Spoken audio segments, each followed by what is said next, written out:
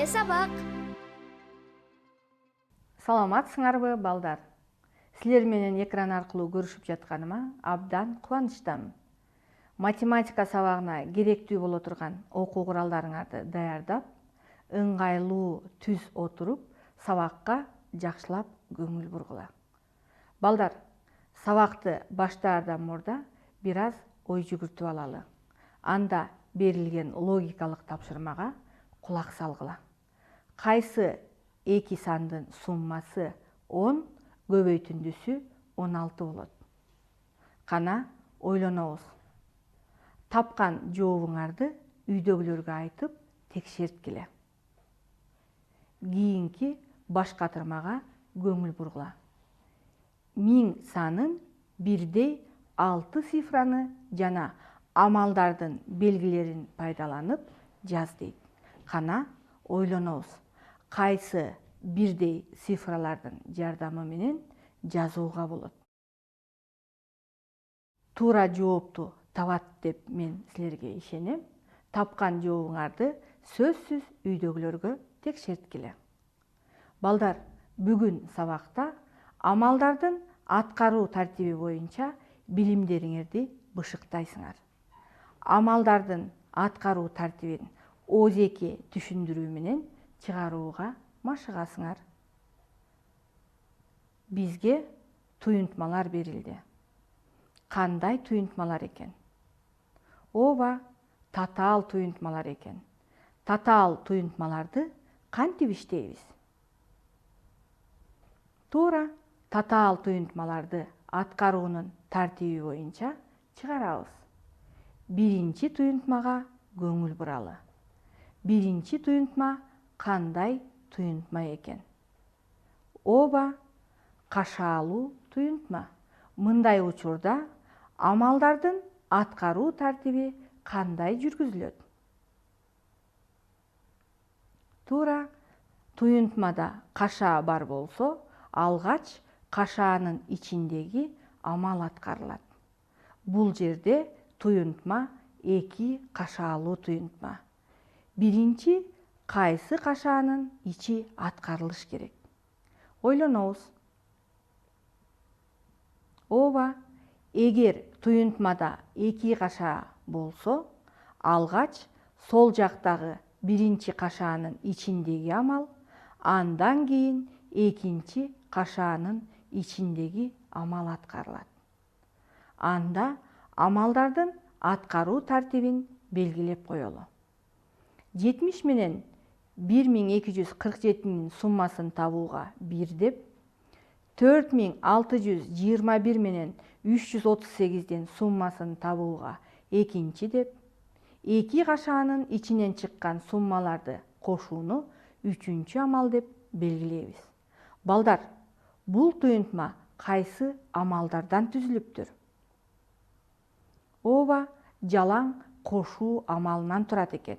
Эстегилечи, математикада жалаң кошуу амалынан түзүлгөн туюнтмаларды аткарууда кандай эреже бар эле? Туура, жалаң көбөйтүү же жалаң кошуу амалдары катышкан туюнтмаларды ар кандай иретте аткарса болот деген эреже бар. Демек, биз бул туюнтмада кашаанын анчалык деле зарылчылыгы жок экен. Башкача айтканда, ар кандай иретте кошсок деле туюнтманын мааниси өзгөрбөйт экен. Балдар, ушул эрежени дагы кайсы туюнтмаларды аткарууда колдонсок болот? Туура, экинчи жана үчүнчү туюнтмаларда да ушул эрежеге таянып иштейбиз. 4-чү туюнтмага көңүл буралы.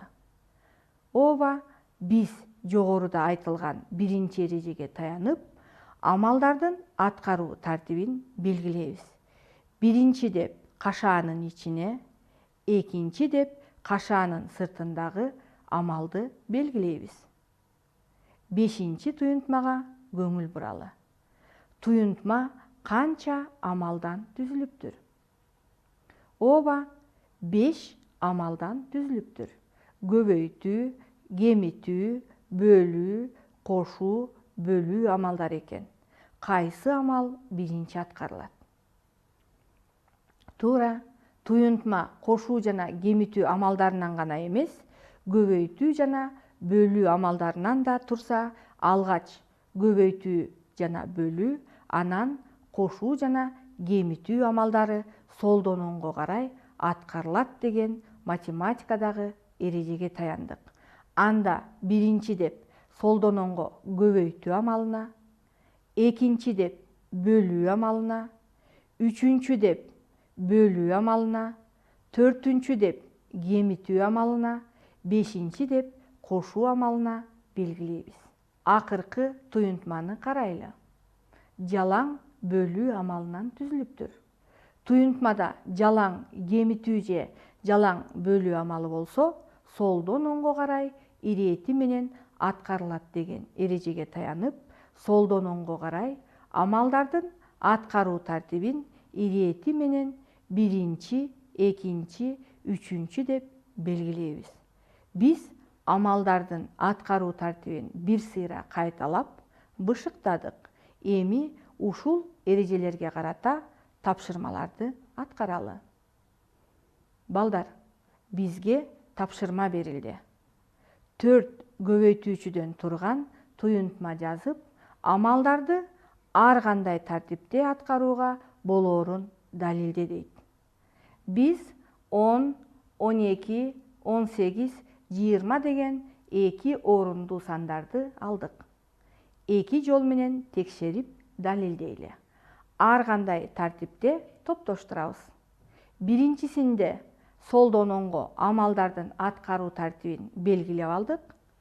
10 менен 12-нин көбөйтүндүсү 120.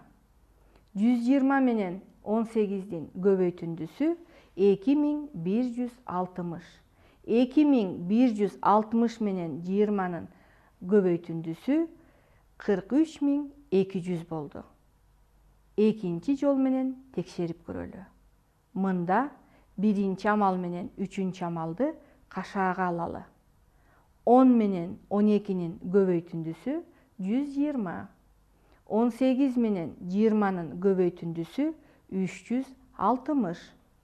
120 менен 360-тын көбөйтүндүсү 43200. Мына биз 4 көбөйтүүчүдөн турган туюнтма жазып, 2 түрдүүчө топтоштуруп, ар кандай тартипте аткарууга болоорун, бир эле туюнтманын мааниси келип чыгаарын далилдедик. Балдар, бизге туюнтма берилди. Туюнтма канча амалдан турат экен? Ооба, туюнтма 4 амалдан түзүлдү. Кашаалуу туюнтма экен. Анда амалдардын аткаруу тартибин белгилейли. Биринчи деп кашаанын ичиндеги бөлүү амалын белгилейбиз. Экинчи деп кашаанын ичиндеги кемитүү амалын. Үчүнчү деп көбөйтүү амалын. Төртүнчү деп кемитүү амалын белгилейбиз. Биз амалдарды аткаруу тартибин белгилеп алдык. Эми чыгарып баштайбыз. Биринчи амал.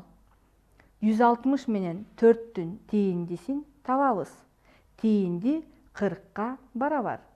Экинчи амалда 90 менен 40-тын айырмасын табабыз. Айырма 50-гө барабар.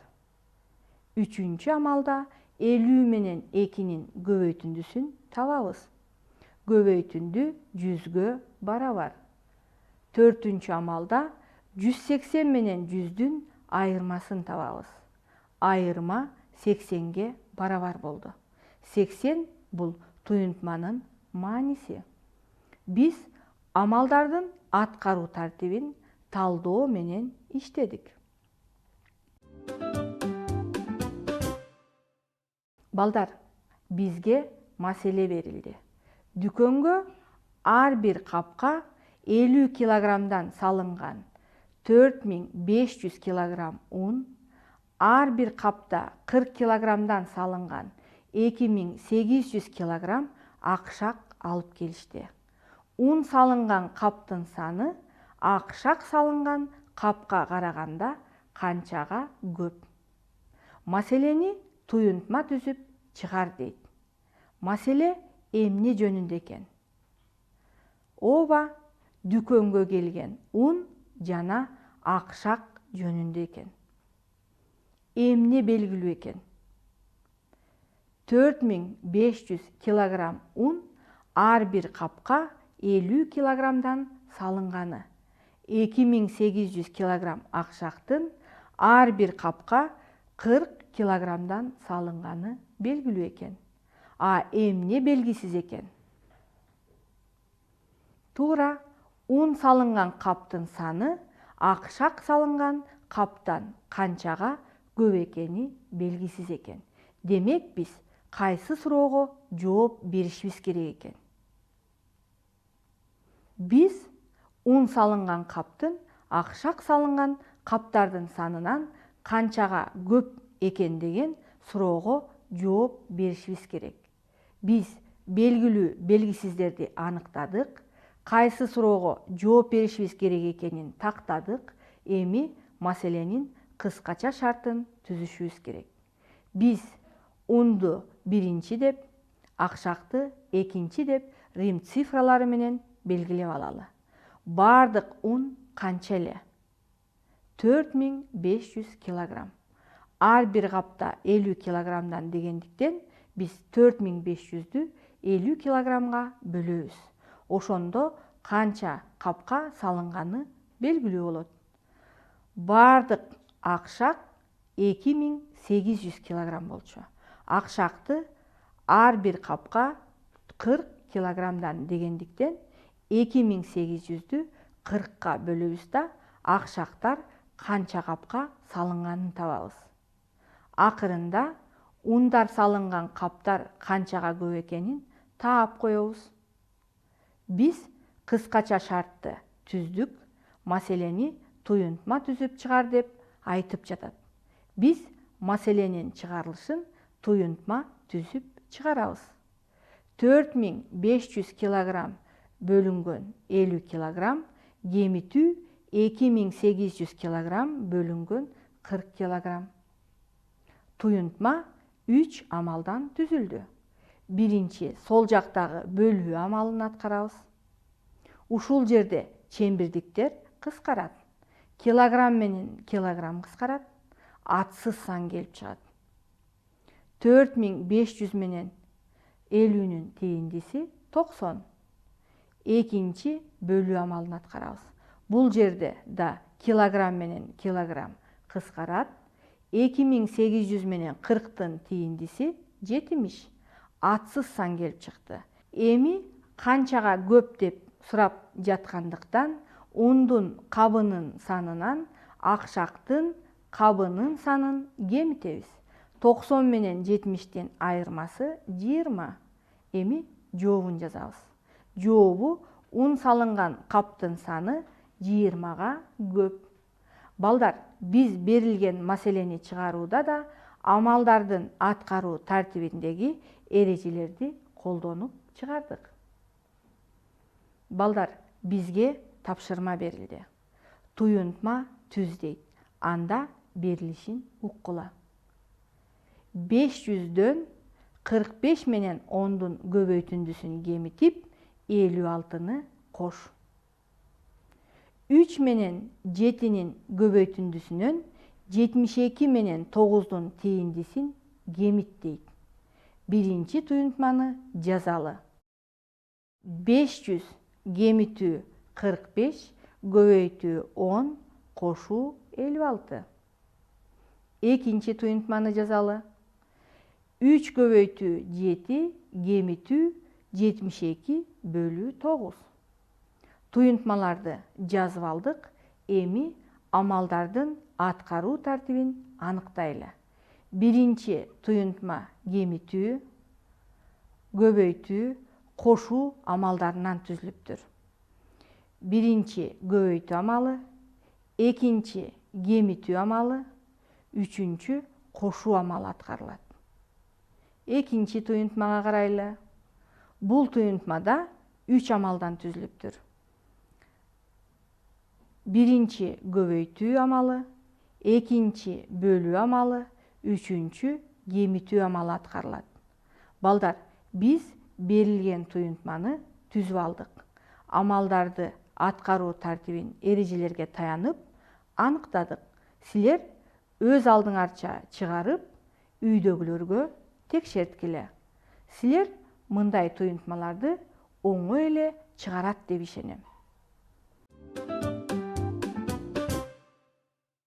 Балдар, сабагыбызды жыйынтыктайлы.